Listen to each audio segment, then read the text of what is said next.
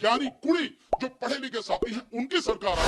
आप सिखों तो क्या सिखों के साथ में 1984 जैसा कत्लेआम करने की आपने योजना बना रखी है? जो आपकी अंदर की सारी न्यूज आ रही है उसके हिसाब से तो यही है कि सिंगू बॉर्डर को जो है आपको खाली कराना है। रात में कभी भी आप हमला कर सकते हैं सीआरपीएफ और जो जितने भी आपकी जो पैरामिलिट्री फोर्सेज है उनका यूज करके, और आप सेना का इस्तेमाल करके। विशेषकर सिंगू बॉर्डर जो आंदोलन है इस आंदोलन को ताकत के बल पर खत्म करने की प्लानिंग है गवर्नमेंट ने करनी है। इसीलिए 4-5 दिन पहले सेना जो बुलाई गई है, सेना को बुलाया गया है, जो अर्धसैनिक बल है उनका इस्तेमाल किया जाएगा, और किसी भी समय रात के समय हमला हो सकता है, चाहे वो आज हो कल हो। किसान अपनी ही जमीन पर गुलाम बनकर रह जाएगा, नौकर बनकर रह जाएगा, मजदूर बनकर रह जाएगा। और जब किसान की यह हालत होगी तो उससे जुड़ा हुआ मजदूर, उससे जुड़ा हुआ व्यापारी सब पूरी तरह से तब सड़क पर है। और वो केवल अपनी नहीं, हम सब की लड़ाई लड़ रहा है, पूरे देश की लड़ाई, पूरे देश को बचाने की लड़ाई लड़ रहा है। तो हम सबकी जिम्मेदारी है उसमें जितनी अपनी भागीदारी ईमानदारी से दे सकते हैं वो देनी चाहिए, होनी चाहिए। रही बात कि क्या रहेगा इसका, और मोदी जी लगातार मीटिंग कर रहे हैं। देखिए एक चीज तो आप समझ लें, अगर मोदी जी पिछले 20 दिनों में जो भी मीटिंग उन्होंने की है उसमें सिवाय इस किसान आंदोलन के, और उसमें भी वही तोते की तरह रट है उनकी, वही जैसे टेप चला दी हो कि भैया ये पहले मीटिंग में भी यही टेप थी, दूसरी में भी यही, और लगातार वही बस उन्हें बोलना है कि भाई जो ये है किसानों के फायदे के लिए है, किसानों के फायदे के लिए, किसानों के फायदे, ऐसा कुछ भी नहीं है और वही बोल रहे हैं। तो मोदी जी को तो एक काम मिल गया कि भैया सुबह से लेकर शाम तक जब ये उनके दिमाग में 24 घंटे यही चलता है। दूसरा, उनके जो मंत्री हैं, उनकी जो पूरी सरकार है, ये यूं कहे कि पूरी बीजेपी और आरएसएस, उनके दिमाग में सिर्फ हमेशा इस समय जो चल रहा है, देश की बाकी समस्याएं जाए भाड़ में, केवल और केवल इसी पर, अपने रुख पर अड़े रहना, बस यही चल रहा है। तो आप समझ सकते हैं कि मोदी जी के दिमाग में किस कदर बेचैनी है, और इस आंदोलन का प्रभाव कितना सेल और बीजेपी के सारे लोग, और ऐसे लोग जो पूरी बदतमीजी से बोल सकते हैं, गाली देके बोल सकते हैं, किसी को अपमानित कर सकते हैं, ऐसे सारे के सारे लोग अब इस काम पर लगा दिए गए हैं कि आपको जो कहना है अब इनको बदनाम करना है। तो इसीलिए उनको आतंकवादी कहा जा रहा है। सर किसानों को इससे ज्यादा तोहिन और क्या होगी कि उसको नहीं, ये तोहिन किसानों की नहीं है, अन्नदाता की कोई तोहिन नहीं है, ये तोहिन है खुद प्रधानमंत्री नरेंद्र मोदी जी की, उनकी पूरी टीम की, बीजेपी और आरएसएस की। ये उस आरएसएस की बेइज्जती है जो आरएसएस अपने आप को देशभक्त बोलती है, और जो देश के विकास की बात करती है और सबके लिए न्याय की बात करती है। और ये वही आरएसएस है जो सबको हिंदू कहती है। आपको मालूम होगा 130 करोड़ देश में हिंदू हैं। ये जितने भी किसान हैं ये कौन है? ये हरियाणा के किसान, ये पंजाब के किसान, ये मध्य प्रदेश के किसान, ये उत्तर प्रदेश के किसान, ये कर्नाटक के किसान, ये महाराष्ट्र के किसान, ये गुजरात के किसान, ये बिहार के किसान, ये पश्चिम बंगाल के, और ये तमिलनाडु के किसान, ये तेलंगाना के किसान, ये झारखंड के किसान, ये कौन है? ये हिंदू नहीं है क्या? या आपने मान रखा है कि पंजाब के हैं तो ये सिक्खी हैं और इनको सबक सिखा के रहेंगे? ये सारी चीजें हैं, बाकी क्यों किसी को आप नहीं मान रहे? ये सभी लोग हिंदू ही तो हैं तुम्हारे हिसाब से। मेरी बात छोड़िए आप, पर मैं तुम्हारे हिसाब से कह रहा हूं कि आरएसएस के जो प्रमुख कहते हैं कि इतने हिंदू हैं, तो तुम्हारे हिसाब से हिंदू हैं, तो फिर हिंदू हो के तुम हिंदुओं पर अत्याचार कर रहे हो। यही आपका हिंदुइज्म, कि आप हिंदू होकर हिंदुओं पर अत्याचार कर रहे हो और उनको बदनाम कर रहे हो, उनको आतंकवादी कह रहे हो। एक तरफ आप उन्हें आतंकवादी कह रहे हैं, देश के लोगों को बदनाम किया जा रहा है। देखिए साजिश इसकी बड़ी भयानक है, मैं आपको बता रहा हूँ। केवल अब रणनीति ये नहीं है, अब रणनीति बड़ी अलग हो गई है। मैं आपको चीजें इसको डिटेल में बता रहा हूँ। एक रणनीति ये है इसकी बीजेपी की कि किसानों में जाके, प्रधानमंत्री किसानों में जाए या किसी भी मीटिंग में जाए, चाहे फिक्की की मीटिंग में जाए, किसी में जाए, वहां पे ये बताएं कि ये जो कानून है तीनों, इन तीनों कानूनों से किसानों को कितना फायदा है, कितना जो है उनको लाभ होने वाला है। दूसरे जो बीजेपी के और लोग हैं जो निहायती बदतमीज किस्म के लोग हैं, उनको ये ड्यूटी दी गई है कि तुम इन्हें आतंकवादी, खालिस्तानी, माओवादी और पाकिस्तानी और ये सब चीन वाले कह के इनको बदनाम करो। एक और तीसरी रणनीति है, आपको मालूम होगा, मैं भी उस समय उसको चीज को इतना विश्वास नहीं कर रहा था, लेकिन अब ये सारी चीजें जो डिटेल में आ रही हैं, अब जो बहुत सारी न्यूज आ रही हैं, इंफॉर्मेशन अंदर से आ रही है, वो इंफॉर्मेशन ये है कि अब इस आंदोलन को, विशेषकर सिंघू बॉर्डर का जो आंदोलन है, इस आंदोलन को ताकत के बल पर खत्म करने की जो प्लानिंग है गवर्नमेंट ने करनी है। इसीलिए 4-5 दिन पहले सेना जो बुलाई गई है, सेना को बुलाया गया है, जो अर्धसैनिक बल है उनका इस्तेमाल किया जाएगा, और किसी भी समय रात के समय हमला हो सकता है, चाहे वो आज हो, कल हो, परसों हो, मैं ये नहीं जानता किस दिन होगा, लेकिन जो गवर्नमेंट के अंदर की प्लानिंग है वो ये सारी प्लानिंग हो चुकी है कि सिंगू बॉर्डर का जो ये पूरा है, इस सारा जो आंदोलन है इसको रात में जो गवर्नमेंट के इस समय जो लोग हैं वहां पे, बच्चे कितने, महिलाएं कितने हैं, बुजुर्ग कितने हैं, वहां पे जो नौजवान कितने हैं, कितने संगठन है, कौन कौन लीडर है, ये सारी जो है आपने भी देखा होगा कि ड्रोन से जो है लगातार वो हो रही है, उसकी जो सर्विलेंस हो रही है, साथ में सैटेलाइट का भी इस्तेमाल किया जा रहा है, और ये पूरी योजना बन चुकी है किसी भी पल ये हमला करके रात में और सबको उठा के इधर से उधर फेंके, हमें नहीं पता है, लेकिन ये रणनीति शुरू हो गई है। तो अब तीन तरह से इस आंदोलन को, और चौथा और मैं आपको बता रहा हूं, चौथा ये है कि कुछ इन्होंने अपने ही तरफ से खड़े कर दिए हैं लोग, जिनको कोई किसान संगठन का नेता बताया जाता है कि ये उस किसान संगठन में बैठा दिया उनको, टीवी में बिठाया जाता है, कृषि मंत्री से मिलते हैं, जबकि उनका कोई लेना देना नहीं है, कोई संगठन नहीं है, बीजेपी समर्थक वही लोग हैं, वो जैसे हर समय बात करते हैं, इनका यही होता है कि भाई इन संगठनों को तोड़ो, लेकिन जितने जत्थीबंदी, जितने इसमें जो संगठन है, किसानों के 550 के लगभग जो संगठन है, जो पहले दिन थे, आज भी वो सारे के सारे एकजुट हैं, एक मत है, पूरी तरह से एक मुट्ठी की तरह बंधे हुए हैं, उनमें से कोई भी इधर से उधर नहीं है। और ये सरकार जो ये कोशिश कर रही है कि ये टूट जाएगी, सरकार तोड़ नहीं पाएगी किसी हालत में भी, सरकार जो किसान है उनके बीच में दरार डालने में कभी सफल नहीं हो सकती है, लेकिन सरकार ये लगातार कोशिश कर रही है। तो चार चीजें होगी, प्रधानमंत्री वहां मीटिंग कर रहे हैं, मंत्री जो है वो और मीटिंग कर रहे हैं, कृषि मंत्री इस तरह की मीटिंग कर रहे हैं कि ये संगठन आके कह रहे हैं भाई हमारा ये जो बिल है, तीनों जो कानून है ये बहुत बढ़िया है। आप इसको थोड़ा सा, मैं आपने बहुत अच्छा सवाल पूछा है, मुझे आप 2 मिनट देंगे, मैं पूरा समझाने की इसे कोशिश करूंगा। देखिए ये जो 3 कानून है, बेसिकली किसानों से जुड़े हुए केवल 2 कानून, केवल 2 कानून। ये जो तीसरा इसेंशियल कमोडिटीज एक्ट का है, इसका किसानों से कोई लेना देना नहीं है। ये कानून इस देश के हर व्यक्ति पर असर डालेगा, उद्योगपति के लिए। अब आप समझिए, ये उद्योगपतियों का क्या करेगा, मैं आपको बताता हूं, केवल उद्योगपतियों का नहीं करेगा, जो छोटे व्यापारी हैं उनका भी बेड़ा गर्क करेगा ये कानून। ये जो कानून है इसेंशियल कमोडिटीज एक्ट में जो अनलिमिटेड वो दिए, छोटे छोटे व्यापारी पूरी तरह से तबाह हो जाएंगे। जब अडानी खरीदेगा, जब अंबानी खरीदेगा, तो छोटे व्यापारी की क्या औकात है कि उनके मुकाबले खरीद ले।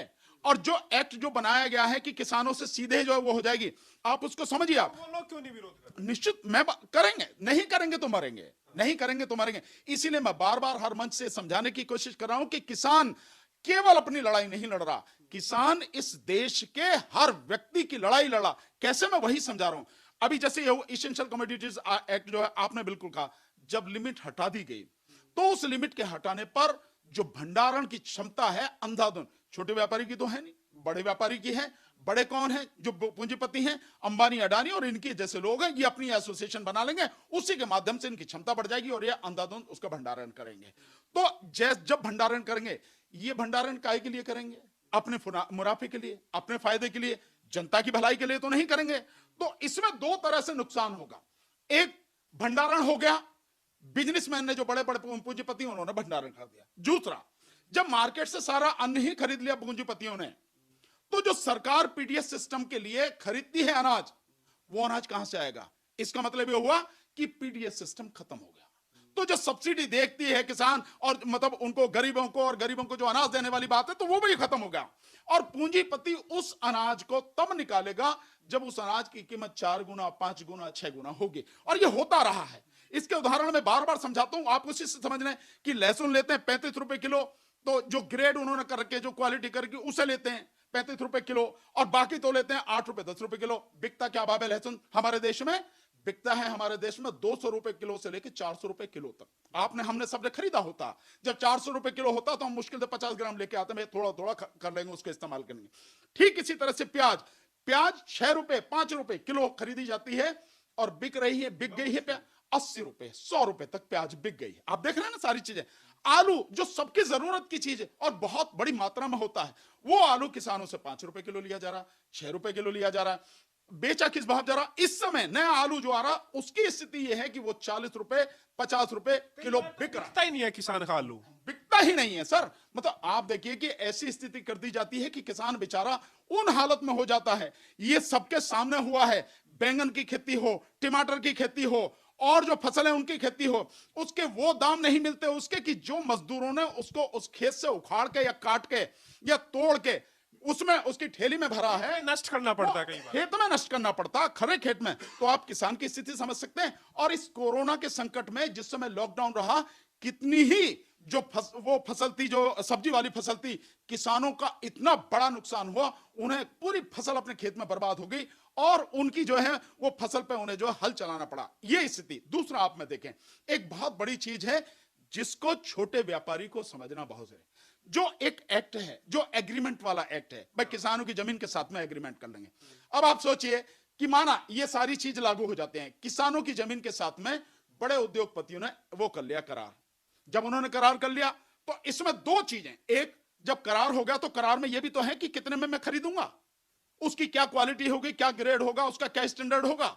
तो जब प्राइस मेरा और व्यापारी का और किसान का जब जो पैसा किस हिसाब में खरीदेंगे वो निश्चित हो गया, तो फिर एमएसपी का क्या मतलब रहा? इसका मतलब एमएसपी खत्म होगी।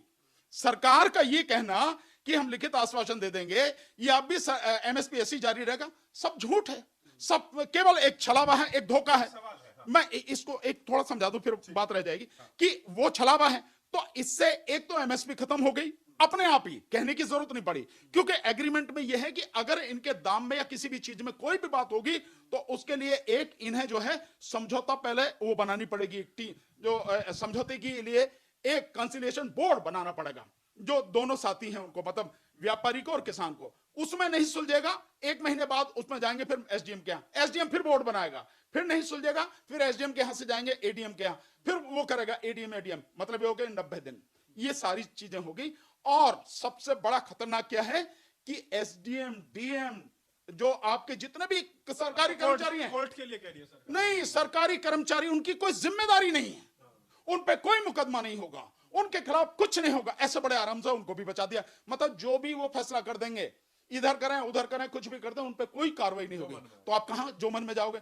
अब अदालतों की बात तो मैं बार बार बचा चुका हूं कि अदालतों में पहले ही इतने केस हैं, इन केसों का क्या हाल होगा। एक बात जो, और दूसरी बात मैं बता रहा हूं, जब पूंजीपति का किसान के साथ समझौता हो गया तो वो उसकी जो है फसल खरीदेगा, तो उसको जो है वो खाद, बीज, पेस्टिसाइड वो भी तो सप्लाई करेगा। और ये कौन करता है आज की तारीख में? कौन है इसका जो काम करता? वो छोटा व्यापारी है। भाई बीज जो है, जो खाद जो है, जो पेस्टिसाइड है, छोटा व्यापारी वो उसको काम करता है ना। वो अगर वो ना कर, भाई बड़ा उद्योगपति जो है वो तो आप अभी कर नहीं रहा, लेकिन जब उसका समझौता हो जाएगा उससे, तो वो इस क्षेत्र को क्यों छोड़ेगा? फिर तो जो जितने भी पेस्टिसाइड हैं, जितने भी जो है बीज है, जितना भी तरह का खाद है, जितने भी तरह के इंस्ट्रूमेंट है, फिर तो वही प्रोवाइड कर, ऊपर से आएगा सब। 100% जो ऊपर से आएगा, भाई सीधा वहां से आएगा। दुकानदार है, मोबाइल की दुकानें तो बर्बाद हो गई अब पूरी तरह से। आप बताइए कि जब मोबाइल सीधे सीधे ऑनलाइन आ जा रहा है, आप वो खुलता है कि भाई इस समय मिलेगा, इस समय 2 घंटे में ही बिक जाते हैं सारे, तो मोबाइल की दुकानें बंद हुई तो कौन, किसका नुकसान हुआ? कौन है? आप और मैं तो कर नहीं रहे। स्वाभाविक कि छोटे व्यापारी, छोटे काम करने वाले जो लोग जिनके पास थोड़ी पूंजी है, वो उससे काम कर रहे थे, तो बंद हो गए, वो छोटे व्यापारी में। इसी तरह से इसमें जो छोटा व्यापारी है वो पूरी तरह से तबाह हो जाएगा। मैं इसलिए बार बार कह रहा हूं, इसीलिए लोगों को समझाने की कोशिश कर रहा हूं, ये केवल किसान की लड़ाई नहीं है, ये लड़ाई इस देश को बचाने की, इस देश के सभी लोगों की लड़ाई है। ये किसानों की लड़ाई है, ये मजदूरों की लड़ाई है, क्योंकि जब पीडीएस सिस्टम खत्म होगा, उसके लिए अनाज नहीं तो मजदूर पूरी तरह से मर जाएगा। जो वो होते हैं कार्डधारी, जो वो होते हैं, जितने भी जो वो हमारे जो मजदूर हैं, गरीब लोग हैं, उनको राशन ही नहीं मिलेगा। और सरकार तो अपने आप को अलग कर ले रही, भाड़ को किसानों का साथ देना चाहिए। तो क्या सरकार को सलाह देने वाला नहीं है? क्या इस सब चीजों पर, क्या इस सब पर बातचीत नहीं हुई है सरकार की? नहीं, देखिए, सलाह देने की बात नहीं है। जो भी लोग हैं, जितना मैं समझ पा रहा हूं, वो सारा जो प्रशासनिक अमला है, जितना वो प्रशासनिक अमला सिर्फ वही काम कर रहा है जो उन्हें डायरेक्शन दे दी जाती है, भाई ये काम करना, कैसे करना हम जाने। मैं आपको बताता हूं, जो एक्ट पढ़ के जो मैंने देखा है, मैं बहुत दुख के साथ कहना पड़ता है कि आईएएस ऑफिसर इतने हैं, सारे के सारे एक नंबर के जो है, मतलब मूर्ख बिल्कुल, उन्हें यह पता नहीं है कि क्या बनाना, कैसे बनाना, इसका असर क्या होगा, कुछ किसी को मालूम नहीं है। किसी ने सलाह नहीं दी, अगर सलाह नहीं दी तो क्यों बैठे हो तुम वहां पे? बताना चाहिए कि इसका देश पे क्या असर पड़ेगा। क्या तुम उन चंद जो नेता हैं जो आज सत्ता में बैठे हैं, ये सारे के सारे अधिकारी, आईएएस ऑफिसर, आईपीएस ऑफिसर, ये जितने भी नीतियां तो यही बना रहे हैं आईएएस ऑफिसर, ये सारे के सारे सब गुलामी करने के लिए हैं। डायरेक्टर है, जॉइंट डायरेक्टर हैं, ये जॉइंट सेक्रेटरी है, सेक्रेटरी, एडिशनल सेक्रेटरी, सारे के सारे कर क्या रहे हैं? क्या देश को, किसान सारी चीजों को समझते हैं, उसकी गहराई को समझते हैं, उसके जो होने वाले प्रभाव हैं, जो प्रभाव आपको अब से 3 साल बाद और उसके बाद आगे तक मिलेंगे, देखने में मिलेंगे, उन सबको किसान अभी समझ रहा है। बहुत दूरदर्शी है किसान, बड़ी ईमानदारी के साथ ना उसने अपनी जान को जोखिम में डाल के अपना सब कुछ दांव पर लगाकर इस देश को बचाने के लिए, इस देश के लोगों को बचाने के लिए आंदोलन की आबादी अंधविश्वास में डूबी है। धर्मांध इतनी है कि धर्म के नाम पर आप उसे कुछ भी कह दीजिए, आंख मीचकर उसको जो है उसकी जांच पड़ताल किए बिना जो है उसको मान लेती है। अगर कोई ईश्वर है और हम ईश्वर की संतान हैं, ईश्वर हमारा पिता है, तो क्या ईश्वर ये चाहता होगा कि उसकी जो औलाद है अपनी बुद्धि का इस्तेमाल ना करे, मूर्खतापूर्ण तरीके से ही काम करता रहे, बिना जाने सोचे समझे जो है जो भी चीज हो उसे मान ले? मैं समझता हूं कोई पिता अगर होगा तो वो अपनी औलाद को ये चाहेगा कि मेरा बेटा जो बुद्धिमान हो, मेरा बेटा प्रखर बुद्धि का हो, हर चीज को जांचे समझे और सारे रास्ते निकालने की उसकी क्षमता हो। तो धर्म के नाम पर जिस तरह से लोगों को मूर्ख बनाया गया, धर्म के नाम पर जिस तरह से अंधविश्वास में ढकेला गया, इस देश के अधिकतर संख्या में लोग उसी धर्म की जो है गिरफ्त में बुरी तरह से हैं और वो सोचने को तैयार नहीं है कि सरकार कर क्या रही है और ये जो सारे इसकी चीजें हैं इनका कितना दूरगामी प्रभाव पड़ना है। इसी तरह से क्योंकि लोग अनपढ़ हैं, अनपढ़ होने की वजह से उनको पता ही नहीं है कि क्या तुम्हारे भले के लिए है और क्या तुम्हारे नुकसान के लिए है।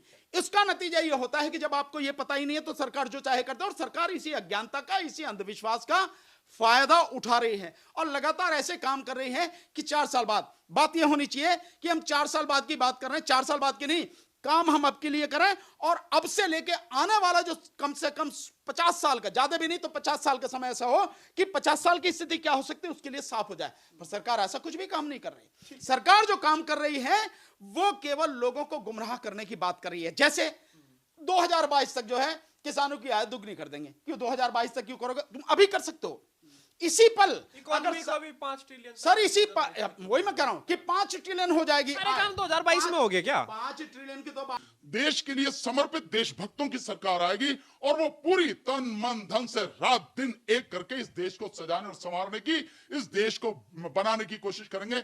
ये तभी होगा, मोदी जी के राज में कुछ नहीं होगा। मोदी जी ने तो पूरे देश का अब जो हालत हो रहे हैं वो देश की जनता को पूरी तरह से तबाह करने की, देश की जनता को मारने की वो कोशिश में लगे। आखिरी जो जिस एजेंडे के तहत मैंने बार बार कहा है, लोग मानते नहीं, कुछ हिंदू साथी जो हैं उससे नाराज हो जाते हैं। भाइयों, मैं किसी हिंदू धर्म का या किसी धर्म का विरोधी नहीं हूं, मुझे उससे कोई लेना देना नहीं है, पर इंसान के नाते आपका मेरा जो नाता है, इस देश में हम सबका आपस में जो नाता है, जो भाईचारा है, जो बना रहना चाहिए और मजबूत होना चाहिए, मैं उसके हिसाब से बात कर रहा हूं। अगर देश की बर्बादी होगी तो देश की बर्बादी में सबका नुकसान होगा, किसी एक का नहीं होगा। जैसे कोरोना में नुकसान हुआ, सबका नुकसान हुआ। ये जो 80 करोड़ लोगों को मोदी जी जो 5 किलो अनाज और 1 किलो चना दे रहे हैं, कौन है ये सारे के सारे? आपके अनुसार तो ये सारे हिंदू हैं, तो हिंदुओं को आपने भिखारी बना दिया, यही हुआ ना। इसके अलावा ये जो सारे आंदोलन कर रहे हैं ये कौन है? आप सिखों, तो क्या सिखों के साथ में 1984 जैसा कत्लेआम करने की आपने योजना बना रखी है? जो आपके अंदर की सारी न्यूज आ रही हैं उसके हिसाब से तो यही है कि सिंगू बॉर्डर को जो है आपको खाली कराना है, रात में कभी भी आप हमला कर सकते हैं, सीआरपीएफ और जो जितने भी आपकी जो पैरामिलिट्री फोर्सेज है उनका यूज करके और आप सेना का इस्तेमाल करके। और मैंने पहले से कहा कि सेना को आपने लिया, ये साथ में है तीनों सेनाओं को प्रधानमंत्री ने, कि जब जरूरत पड़ेगी मैं उसका इस्तेमाल करूं। तो क्या उससे करना चाहते हैं? तो क्या आप चाहते हैं, जान रहे हैं, कह रहे हैं कि ये जो सिंघू बॉर्डर है, ये सिंघू बॉर्डर केवल और केवल सिखों के कब्जे में है, तो पंजाब के सिक्के इन्हें तो उड़ा दो, कोई दिक्कत नहीं है, इस तरह की बात आप करना चाह रहे हैं। तो देश का जो हाल कर रहे हैं, जिस तरह की ये घटिया राजनीति कर रहे हैं, अगर ऐसा हुआ, मैं आपके माध्यम से माननीय प्रधानमंत्री जी से बहुत विनम्रता पूर्वक निवेदन करता हूं, अपनी जो रणनीति आप बना रहे हैं उसमें भी आप दोबारा से विचार करें। मैं जो आरएसएस प्रमुख हैं, मोहन भागवत, तो आपसे भी कह रहा हूं, बीजेपी ने और मोदी जी ने और अमित शाह जी ने जो मोदी जी की इमेज बनाई है कि एक ऐसा डिक्टेटर, एक ऐसा व्यक्ति जिसने जो चाह कर दिया, कोई भी उसके सामने टिक नहीं सका, उस इमेज को इस आंदोलन ने पूरी तरह से तोड़ दिया है। इस आंदोलन, ये पहली बार ऐसा आंदोलन है जो मोदी जी की इमेज को पूरी तरह से धक्का लगा है। और इसीलिए आरएसएस ने यह सोच लिया है कि कुछ भी हो जाए, जो मोदी जी की इमेज बनी है उस इमेज को टूटने नहीं देना। इसके लिए चाहे कितना खून बहाना पड़े, कुछ भी करना पड़े, ये सारी रणनीति अब की जा रही है। इसलिए मेरा सबसे निवेदन है, दुनिया में जहां भी इस बात को मेरी को लोग सुन रहे हो, समझ रहे हो, सबसे निवेदन है, सबके सब इस आंदोलन से जुड़ो। और जो मैंने बाइकआउट की बात कही थी, अंबानी अडानी निकलने लगी, अंबानी की अभी से चीख निकलने लगी, और अभी वो जा रहा है कि भैया वोडाफोन और ये कर, अरे वो कोई नहीं कर रहे, जो कर रहा है उनसे बात करना। तो आप समझिए कि केवल अभी कुछ ही जो है मोबाइल जो कनेक्शन है वही पोर्ट किए गए हैं, वही तोड़े गए, जियो बदले गए हैं। अब आप समझिए कि अगर पूरा होगा, रिलायंस के जितने पेट्रोल पंप हैं उन पर से तेल भरवाना बंद कर दिया जाए, रिलायंस के और जितने भी प्रोडक्ट हैं उन सबको खरीदना बंद कर दिया जाए, अडानी का जो फ्यूचर, जो फॉर्च्यून वाला तेल भी है, आटा भी है, चावल भी है, जितने भी जिस पे फॉर्च्यून लिखा हो, ये सारे जब खरीदने बंद हो जाएंगे, इनकी दुकान पे ताला लगेगा। हमें और आपको कहने की जरूरत नहीं है, यही कहेंगे मोदी से कि भैया इसे सब बंद। अगर सद्बुद्धि माननीय मोदी जी को और उनकी पूरी टीम आरएसएस को आ जाए तो उन्हें तत्काल इन तीनों कानूनों को वापस लेना चाहिए और एमएसपी को कानूनी दर्जा देना चाहिए। अगर नहीं देंगे तो फिर दूसरा यही है कि यह सरकार उखाड़ के फेंक दी जाएगी। जिस तरह की सरकार ने, क्योंकि सरकार ने सोच लिया है कि वो ताकत के दम पर इस आंदोलन को खत्म करेगी। अगर ताकत के दम पर जो बेगुनाह लोग हैं, निर्दोष लोग हैं, जो निहत्थे लोग हैं, जो केवल अपने संवैधानिक मांगों के लिए शांतिपूर्वक आंदोलन कर रहे हैं, अगर आप जब जो उद्योगपति हैं उनको 5 लाख रुपए पर ईयर का, हर साल का टैक्स में छूट दे सकती है, होता नहीं है 5 लाख करोड़ हर साल का, 5 लाख करोड़। इसके अलावा सरकार उनका जो कर्जा है उनके कर्जे को माफ कर देती है। अब तक 6,60,000 करोड़ रुपया माफ किया जा चुका है, किया जा चुका नहीं, और जो बाकी है वो भी माफ किया जाएगा। सरकार जो कंपनियां हैं उन कंपनियों को दिवाला निकल गया, उसके लिए एनसीएलटी जो इन्होंने बनाया, कानून बनाया दिवालियेपन का, उसके हिसाब से जिन्होंने लिया, किसी ने 20,000 करोड़ लिया, वो 4,000 करोड़ में जो मतलब कि भैया मेरा दिवाला निकल गया, 4,000 करोड़ में किसी और ने खरीद ली, बात खत्म हो गई। ये सब कुछ कर सकती है सरकार। सरकार ये नहीं, सरकार सब कुछ कर सकती है, बशर्ते करने की नीयत होनी चाहिए। आपकी नीयत नहीं है तो कुछ भी नहीं हो सकता। वोट तो इन्हीं लोगों को देना, फिर सरकार कर क्यों नहीं रही है? नहीं, उसे देखिए, यही सबसे बड़ी बात है कि सरकार को वोट की जरूरत नहीं है। इस मोदी सरकार को वोट की जरूरत नहीं है, क्योंकि इसके पास तो वोट छापने वाली मशीन हैगी, ईवीएम मशीन हैगी, ईवीएम मशीन है, इसीलिए इसकी जरूरत नहीं। इसीलिए कितने लोग मर जाएं, कितने लोग खप जाएं, उसे कोई फर्क नहीं पड़ता। इलेक्शन तो वो उसे सेंटर का इलेक्शन जो है वो ईवीएम मशीन के माध्यम से जीतेगी, जब तक ही ईवीएम रहेगी। इसीलिए हम लोग बार बार ईवीएम पर सवाल उठाते रहे और बहुत प्रमाणिक तरीके से, बहुत ही ऑथेंटिक तरीके से, पूरे प्रमाण के साथ, फैक्ट के साथ में हम ये आंदोलन उठाते रहे हैं। इसलिए हम जो कह रहे हैं कि ईवीएम